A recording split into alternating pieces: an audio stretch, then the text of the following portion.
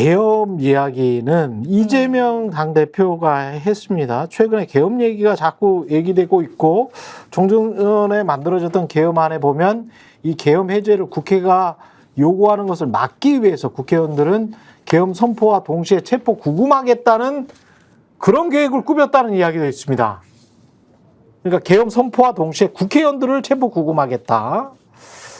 이게 만약에 사실 이제 완벽한 독재국가 아니냐 이렇게 지금 주장을 한 건데 왜 계엄 이야기를 꺼냈을까요? 김건희 이야기는 없는데 계엄 이야기가 있습니다. 이건 실질적인 어떤 뭐 실체가 있는 거다라고 지금 느끼고 있는 걸까요? 어떻게 보십니까?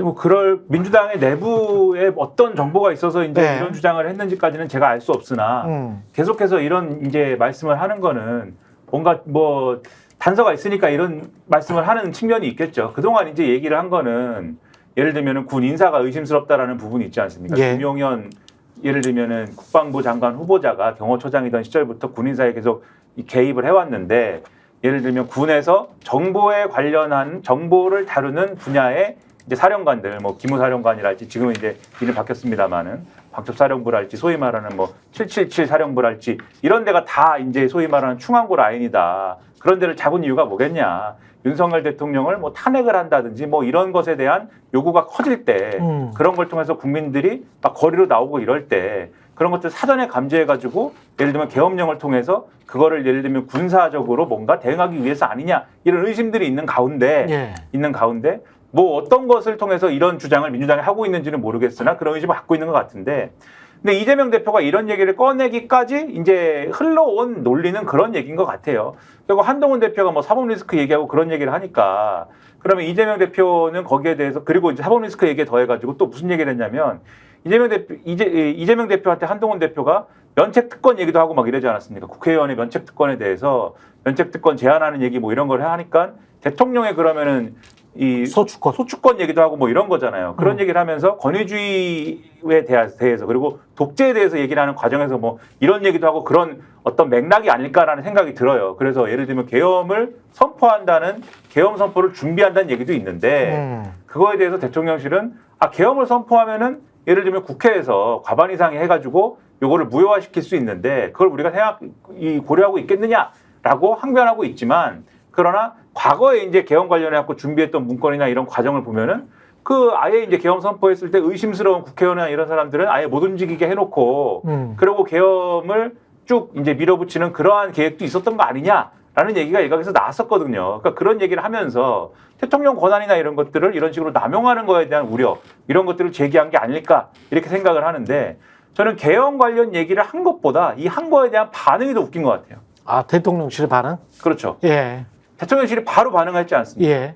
계엄 관련 얘기를 우리가 예를 들면 방금 말씀드린 그런 정황, 국회에서 민주당이 다수인데 우리가 예를 들면 그렇게 함부로 하겠느냐?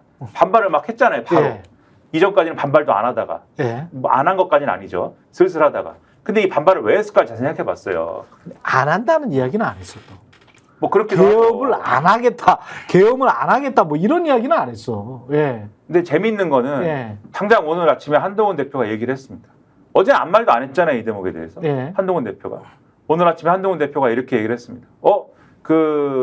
어제 이재명 대표가 계엄 얘기했는데 그러면서 무슨 국회의원을 잡아가고 이런 얘기를 했는데 이렇게까지 얘기를 한 것은 국기문란이다. 이 근거가 있어야 되는데 근거도 없이 얘기했다면 이것은 국기문란이다.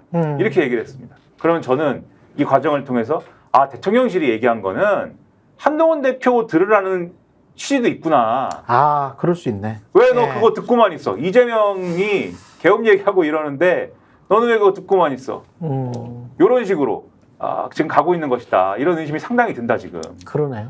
이게 사실은 이 제1야당 대표가 모두 진술하는데 나왔다는 모두 연설에서 나왔다는 게 좀 충격적이에요. 그렇죠. 왜냐하면은 유튜브라든지 여러 인터넷상에서는 심심치 않게 도는 걸 봤습니다만은 근데 이게 사실은 이게 무슨 얘기야라고 하기도 또 좀 조심스러운 것이 예전에 우리 한번 겪은 적이 있지 않습니까? 벌써 박근혜 때. 박근혜 예. 최순실 그 국정 문란 사건 한창일 때 2016년에 추미애 그 당시 민주당 대표가 이런 발언 한 적이 있었습니다. 실제로 문서가 예, 있었고. 계엄을 준비하고 있다는 말이 있다. 근데 그 당시에는 아무런 이 증거는 없었기 때문에 그때도 똑같이 이렇게 여당에서 공세 펴고 지나갔는데 실제로 2018년도에 밝혀졌던 문건이 나왔죠. 2017년에 박근혜 탄핵 심판이 한창이고 광장에 시민들, 국민들 다 뛰어나와서 그 탄핵을 계속 요구를 하실 때 당시에 국군 기무사령부가 탄핵이 만약에 기각이 되면 비상계엄을 선포를 하고 전국계엄으로 확대해서 정부와 부처, 언론, 국토를 장악해서 합동수사본부를 설치한다라는 내용의 거의 60페이지 가까운 문건이 밝혀진 적이 있었잖아요. 그랬죠. 예, 그러니까 그때 당시에 탄핵이 만약에 기각이 됐었으면 이 문란을 군이 나서서 제압해서 이 대통령의 안위를 지키겠다라는 문건을 실제로 만든 적이 있었다는 거예요. 그러니까 이런 일을 한번 겪었던 우리들이기 때문에 지금 국회에서 야당 대표가 이런 얘기를 할 때는 어느 정도의 어떤 양질의 보고를 받았기 때문에 어떠한 경고성 메시지, 알고 있다라는 경고성 메시지를 넣은 것이 아닌가. 전체 10몇 분 정도의 그 발언에 이것을 굳이 넣은 것은 분명히 의도가 있다 해서 굉장히 사실 걱정되고 불안한 마음이 들 수밖에 없죠. 예. 근데 이제 사례적으로 자신의 경호처장을 바로 국방부 장관으로 보내는 사례들이 거의 없죠. 그러니까 그거부터가 예를 들면 왜 그 사람을 이 시점에 김영현이라는 사람을 국방부 장관으로 보내는가라고 하는 게 있고 또 하나 말씀하신 2016년도에 두 가지가 있었는데 하나는 말씀하신 탄핵이 기각되면 국민들이 밖으로 나올 거니까 계엄 얘기도 있었습니다만 또 하나는 탄핵 집회를 할 때 탄핵 시위를 하는 사람들이 경찰 라인을 넘어서게 되면 그때 군을 투입해서 발포할 수 있다는 얘기도 있었거든요. 이런 내용들은 문서로 나와 있는데 이 문서만 나와 있는 게 아니고 그 당시에 이 문서를 쓴 사람들이 진술한 내용들이 있어요. 그러니까 의명, 그래서 국방부 장관이 명만 내리면 이건 실행되는 거다라고 진술을 한 내용들이 있거든요. 근데 지금 상황도 마찬가지잖아요. 그러면 소위 이 김영현이라고 하는 경호처장이 국방부 장관으로 가면 그때랑 똑같이 국방부 장관이 그런 어떤 문건을 만들려고 기무사령관, 그 당시 기무사령관이죠. 지시를 내리면 거기서 문건을 만들어서 국방부 장관이 명하면 되는 건데 이 국회 문제가 가장 크거든요. 국회에서 국회에서 반대하면 안 되는 거 아니야? 이렇게 얘기를 했는데 과반수가. 근데 문제는 대통령의 국회에 대한 인식이에요. 이번에 얘기한 거 있지 않습니까? 자기는 살아오면서 처음 경험하는 상황이다, 국회가. 이렇게 얘기를 했어요. 그렇죠. 자기가 한 짓 때문에 이런 건데 따지고 보면 국회가 이렇게 된 살아오면서 게. 이런 대통령을 경험하는 것도 처음이죠. 많은 그쵸, 국민들이 그쵸. 그렇게 생각하고 있습니다. 그렇죠. 예. 그다음에 또 뭐 인사청문회라든지 다양한 청문회를 바라보고 있으면 참 제가 좀 한번 깊이 생각을 해봐야겠습니다. 이 국회랑 상대하는 거에 대해서. 근데 이런 인간들을 갖다 국회로 보내니까 인사청문회 하라고 예. 벌어진 건데 전 그래서 국회에 대해서 저희 윤석열 대통령도 한동훈 당대표도 매우 안 좋은 집단으로 보고 있는 상황이거든요. 근데 여기에 대해서 또 저항하고 있는 탄핵을 주장하는 자들 또는 반국가 세력이라고 용어로 얘기한 사람들, 이런 사람들의 국민적 항전을 촉구한 사람이 대통령이잖아요. 그렇죠. 이런 정황을 보게 되면 저는 군 내부에 지시를 안 내렸다고 하더라도 이런 부분들에 대해서 내밀하게 준비하는 사람들이 있을 거다. 지시와 무관하게. 저는 이렇게 보는 거죠. 지시와 무관하게.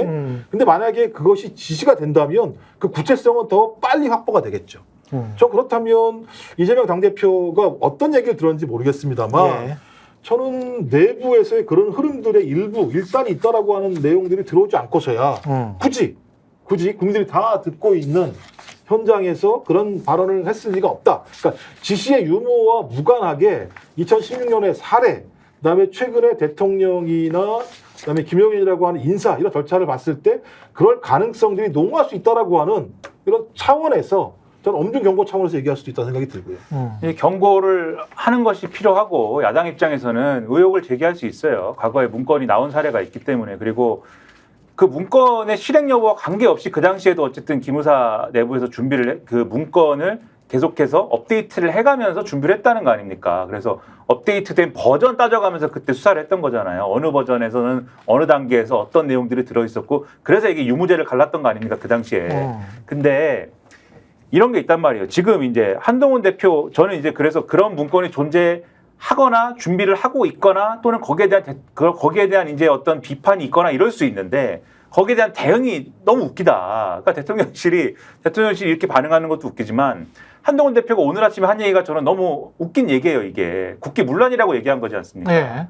그러니까 야당이 우려할 수 있다고 말씀드렸지 않습니까? 그리고 야당의 우려라는 거는 야당의 우려가 무슨 뭐 국민들에게 가짜 뉴스를 전파해가지고 불안을 부추기고 그걸로 이제 어떤 북한의 의도에 맞게 반국가 세력을 형성해가지고 막 이렇게 혼란을 조성하기 위해서 하는 게 아니라 그것 자체가 일종의 정치적 표현의 자유로서 민주주의의 한 축으로 기능을 하는 거잖아요. 야당이 우려를 제기하고 그러면은 정권이 그것이 아니다라는 것을 스스로 증명하고 그러한 우려가 나온다라는 점에서 이게 우리는 권위주의적 방법론을 취하는 정권이 아니다라는 것을 스스로 증명하면 되는 문제 아닙니까? 그렇죠. 네. 근데 지금 최근에 권위주의적 정권인 것 같은 얘기를 자꾸 하고 권위주의적 지도자와 같은 그러한 행태를 계속 취하기 때문에 이러한 우려와 그러한 비판이 나오는 거 아닙니까? 그러면 되는 건데 한동훈 대표가 국기문란이라는 단어를 쓰면은 이게 오히려 권위주의적 정권으로 보이는 거예요. 국기를 문란하게 야당이 어떻게 국기를 문란하게 만듭니까? 국기문란이라는 단어는 예를 들면은 정권 입장에서 정권을 잘 운영하고 있는데 군 내부에서 예를 들면 쿠데타를 획책을 했다든지 민주주의를 훼손할 만한 그러니까는 주권적인 어떤 원리를 훼손할 만한 어떤 상황이 준비됐거나 그러한 것들을 무시하고 있는 그런 상황이 유지될 때 야 이건 국기문란이야라고 할 수 있는 게 민주정부가 생각하는 국기문란이죠. 그렇죠. 근데 야당이 그러한 걱정을 한다고 해서 그것이 국기문란이라고 얘기를 한다면 국기가 무엇인지를 규정하는 거는 우리다. 라고 한다는 점에서 이거는 권위주의적인 거 아닙니까? 그런 점에서는 한동훈 대표가 저는 요 말을 통해서 자기들이 생각하는 민주주의적 권력이 무엇이냐의 실체를 드러낸 것이다라고 봐요. 저희가 얘기할 때 오셔가지고 라이브로 관전하시기 바랍니다. 반드시 주변 사람들 데리고 오시기 바랍니다. 구독, 좋아요, 알림 설정 해주시기 바랍니다. 좀 살려주십시오, 저 좀.